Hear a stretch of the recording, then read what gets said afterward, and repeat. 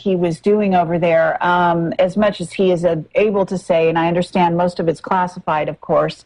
So, Jim, can you tell me what your title was, or designation of what you did? Well, it was Electronic Warfare Intercept Strategic Signal Processing Storage Systems Repair. It was basically the highest level in there. We didn't really do any development of new systems, but we were the people where if we got a black box that no one knew about and no one was trained about, we were expected to figure out what it was, what it did, and then make it work. Yeah, we were that type of people. There were very, very few of us in the NSA. Anyway, that's all I'm going into. Okay, I appreciate that. Would you consider? And then, and then afterwards, it's important for people to know that after I got out, I went to work in industry, and the controllers and the automated systems, and I was very well acquainted with the type of control systems that were out at Fukushima. I knew what was possible. When I interviewed the reactor engineers that actually designed Fukushima, they were absolutely blown away by how much I knew without being told, you know, because I was telling them details about their system. Well, how do you know that? How do you know that? How do you know that? Well, once you get qualified to a certain level, you pretty much know pretty much anything about any system. So, okay. And then also I did plenty of study, and I got, I got the goods. I got the training manuals and things like this for Fukushima, so I really got a good understanding of how the thing was put together. Okay, I appreciate that. So basically, you also said something about robotics, working in robotics. Yeah. Well, all of these systems that you have in industry are automated. As far as robotics go, I mean, you got your optical encoders, and you've got your your distance sensors and all this other stuff. And it doesn't matter if the machine is something that weighs 100,000 pounds or it's something dainty that'll fit in your hand or whatever. All the basics for those types of machines are the same. The ones that I worked on were in the steel industry. Automatic feeders for getting the exact amounts of right materials added, to get in the right position on a crucible so it wouldn't spill. There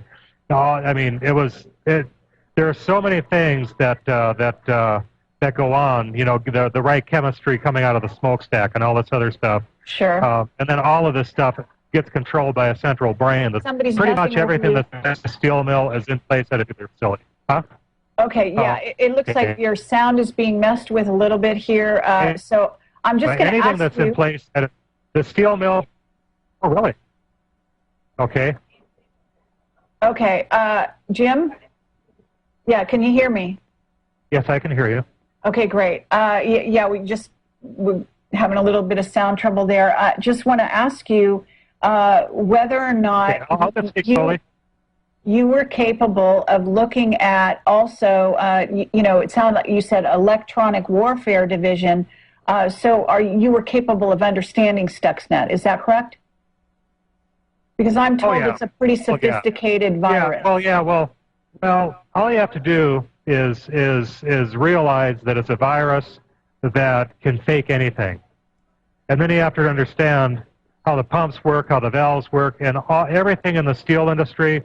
When you're dealing with a big blast furnace or a big cube op or a big thing that can explode if it doesn't get its cooling water, all the same safety systems are in place. The battery backups, the backup generators, a steel mill will explode, loses power, and things go down. If it loses power and things go down, it's a very, very similar type danger and a similar type setup, except when things do explode at a steel mill, you don't have this mess to deal with. And okay, I never had an explosion. Okay. Now, before I go on, I want to ask you: are you still a patriot?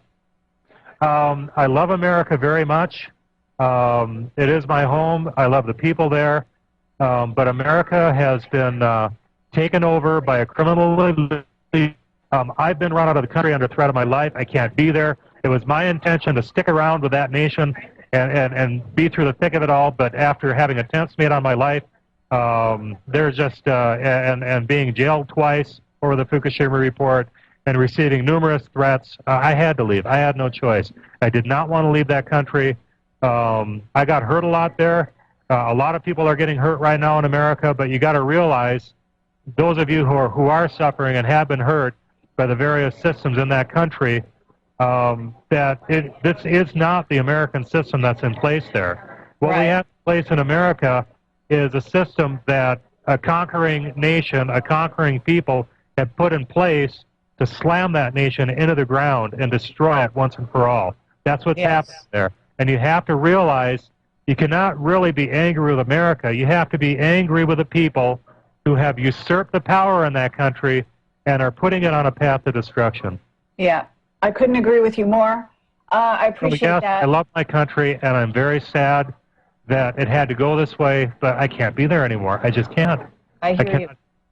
Okay, Jim, what I want to do at this point... Okay, for a reference into what has happened to me, I've got that on my site. That story is there. If you go to the front page and you type the link, my experience with the Jewish community, all that stuff is on that page. All the death threats, everything that's happened to me is on that page. Okay. So if you want to go up, but it's a pretty big page and it's a pretty big distraction, and I prefer to stay on topic. Okay, no problem. So let's go back to topic now, and I appreciate you detailing your background a bit more there for people, because I really wanted them to understand just exactly who you are and how very capable you are. Let me ask you this before you start detailing a little more detail in terms of Fukushima. You have the ability from a technical standpoint to evaluate these systems. This has given you knowledge. Sounds like you've interviewed some people to do with the Fukushima disaster. Do you have insiders giving you information as well? I mean, where else are your sources coming from? You know, the whole thing happened because I knew that Fukushima couldn't blow up. The way that the safety systems in the boiling water reactor setup are designed, you can take that system, rip all the generators out of it, rip the entire reactor and all of its associated passive safety systems and throw it in the ocean and bury it under 10,000 feet of water, and the thing will sit there and run safely until it rusts through. That's the way those systems are designed. One thing that I got, there are a couple of things that I learned in my interviews with these reactor engineers. They specifically stated that the Japanese were absolutely crazy about making their systems safe. And this guy, I can't give his name out because he wanted to be unnamed, who actually designed the reactors at Fukushima, he said that they went nuts with that facility. He said they put backup after backup after backup after backup in that facility to prevent any disaster from happening. And he said it was unnecessary. He said it was crazy. And he said the reason why they did it was because they knew that they were living on an island and they wanted every possible insurance they could have to make sure that they would have absolutely no problems with that facility. But you know, fascinating. I mean, yeah, you know, absolutely. But when you get a virus into a system that closes valves that are supposed to open automatically and forces them to stay shut, and then puts the control rods in and guns the reactor to max while all the turbines are offline, well, you're going to have major problems with that. And that's exactly what happened out at Fukushima. Okay, let's talk about the meltdown aspect of this, because it's not just one reactor, right? We're talking several. Yes, okay. Now what I want people to do is I fixed the links on the front page, and the links are also on the Fukushima page. I want you to click the link that says Fukushima from above, and I want to go over a couple of things here. This is the killer. These are classified photos that a concerned engineer posted to Pink Tentacle. They're still there. It's a big mistake. These are not supposed to be online. They're more detailed than anything you'll find anywhere. And if you look on the Fukushima from above photo, I got to get this. The Skype window is messing me up, and I can't. Oh, hold on. I got to get this. Okay. If you scroll to the Fukushima from above, on the upper left-hand corner, there is a box that says TEPCO stated that Reactor 4 was defueled and had no core in it, and was undergoing replacement of its internal shroud. All the wackos said it was enriching plutonium because it blew up. This picture clearly shows, and when you look at this picture, you can really clearly see it. And this is why these pictures are not out in the public. If you look in the upper right-hand corner of this facility where the first green arrow is pointing, you can see that there's a yellow dome sitting there with the cross-linked jib, you can see the jib that the crane hooks up to. That dome was off that reactor. And then you can look straight down at the throat of the reactor and see that it's completely empty, as TEPCO stated. Well, what this means then, these walls on this containment structure are more than 4 feet thick, solid concrete. So what blew them out? What on earth was in that facility? If the reactor didn't do it and the fuel pool couldn't do it, there's no way the fuel pool can do it. If the reactor didn't do it and hydrogen couldn't have done it, what did it? Why? So what we have here is Building 7 on 9/11, which collapsed at the World Trade Center even though nothing hit it. This is Fukushima's Building 7. You can jam it right down the throat of the official story. You can look at this picture. You know that it couldn't have blown up just by looking at what's here. This is the most damning picture out at Fukushima.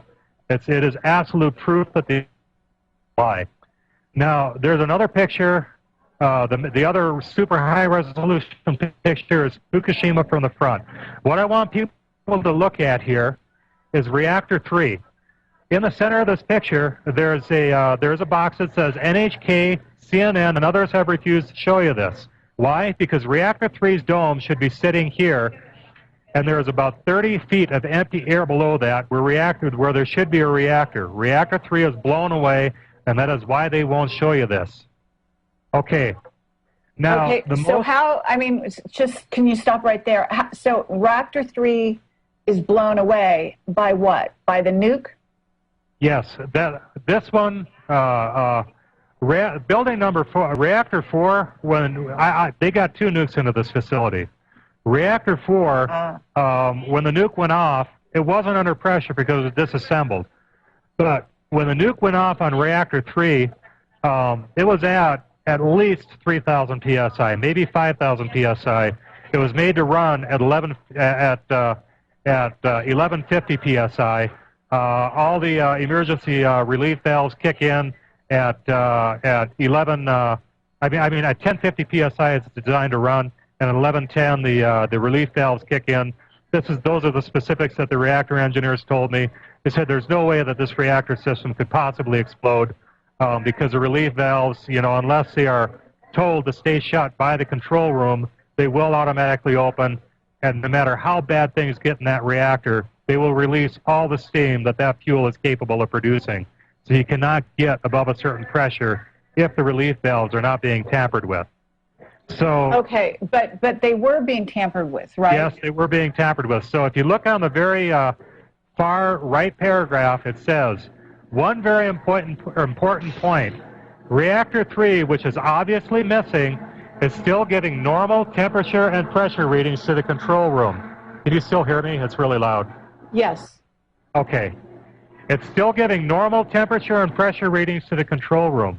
This would not be possible absent a controller that was infected with Israel's precious Stuxnet virus, which keeps all readouts normal both until and after everything is destroyed or blown away.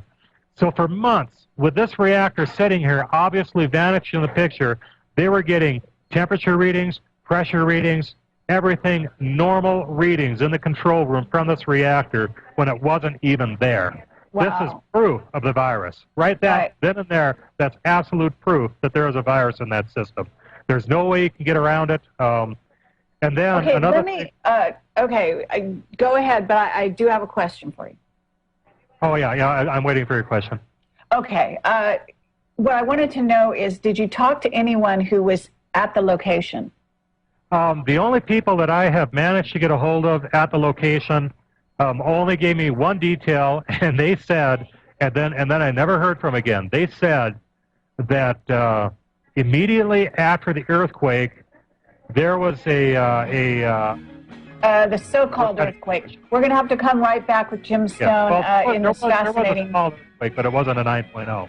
I see. Okay, we'll be right back. There was something. Okay, all right. Welcome.